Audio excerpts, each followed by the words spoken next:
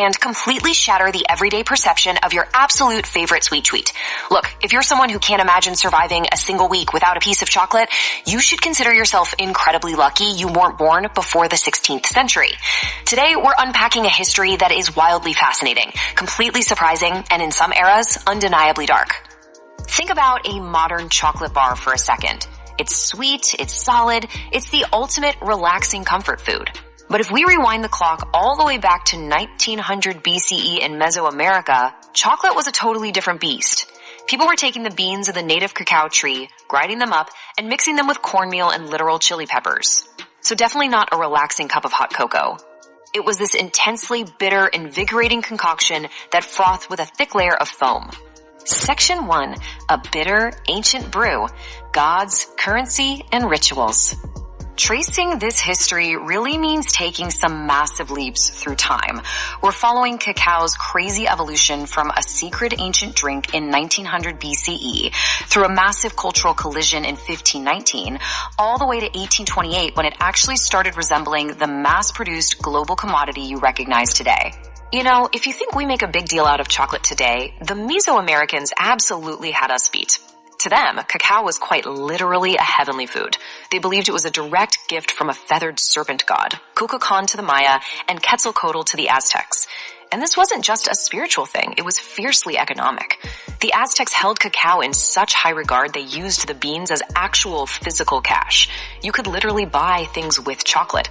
Beyond spending it, they drank it at royal feasts, handed it out to soldiers as a massive reward for success in battle, and wove it deeply into their most sacred religious rituals. Moving on to Section 2, the transatlantic chocolate encounter.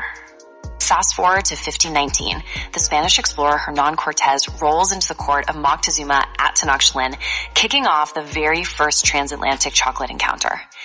And Cortez's lieutenant recorded a detail that is just staggering. The king had 50 jugs of this highly valued cacao drink brought out and poured entirely into golden cups. Just imagine the sheer, unimaginable flex of literally drinking your currency out of 50 solid gold cups. Section 3, sweetening for the elite. Now, when colonists finally dragged these strange, bitter beans back to Europe, people didn't really know what to do with them.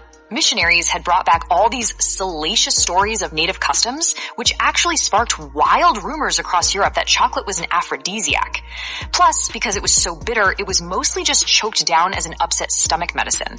But then, boom, a major breakthrough. Someone had the brilliant idea to sweeten that better medicine with honey, sugar, or vanilla, and chocolate absolutely exploded. It morphed into a wildly fashionable delicacy in the Spanish court, becoming such an elite status symbol that no aristocratic home was considered complete with highly specialized, dedicated chocolateware. But here's where the story takes a grim turn. This new European obsession carried a profound human cost. Whipping up this sweetened drink was incredibly labor-intensive and time-consuming to produce on a large scale. So, to feed this exploding aristocratic demand, European powers relied heavily on massive plantations. And to work those plantations, they depended entirely on imported slave labor, specifically in the Caribbean and on islands off the coast of Africa. The harsh truth is that the expansion of chocolate into a global luxury was intrinsically directly tied to the horrific labor of enslaved people. Which brings us to Section 4, industrializing the chocolate bar. The whole landscape of chocolate changed forever in Amsterdam right around 1828. A guy named Conrad van Houten introduced the cocoa press, completely demystifying how a bitter little bean could be engineered into a modern solid chocolate bar. It was essentially a three-step magic trick. First, the press squeezes out the cocoa's natural fat, what we call cocoa butter. Second, that leaves behind a dry powder that you can easily mix into a drink. And finally, step 3, you just recombine that powder with the cocoa butter to create the smooth, solid chocolate we all know and love today. Van Houten literally rewired the entire industry overnight. Shortly after that, a Swiss chocolatier named Daniel Peter took the next massive leap. He just added powdered milk to the mix, officially inventing milk chocolate. Thanks to these huge industrial leaps, by the 20th century, chocolate was no longer just some elite luxury reserved for Spanish aristocrats. It became a mass-market treat available to absolutely everyone, setting off a global demand that was just off the charts. Section 5. The dark modern reality. Because cacao trees are notoriously picky and really only grow near the equator, meeting this insane 20th and 21st century demand meant a massive geographic shift. Cultivation moved away from South America and planted its roots heavily in West Africa. To put that into perspective, as of 2015, the nation of Côte d'Ivoire alone provided 2/5, a whopping 40% of the entire world's cocoa supply. They became the absolute engine, feeding those massive Western chocolate companies. Yet, alongside this explosive industry growth, there is a truly horrifying modern reality. Many of the West African plantations supplying these mega brands still rely on slave and child labor. Current estimates suggest that more than 2 million children are directly affected by these brutal labor practices today. It's a staggering, deeply unsettling number. And this exploitation is an incredibly complex, deeply entrenched problem. It persists right now, even as major chocolate companies attempt to form partnerships with African nations to crack down on indentured and child labor. It's a systemic issue, completely entangled with the world's relentless demand for cheap, abundant cocoa.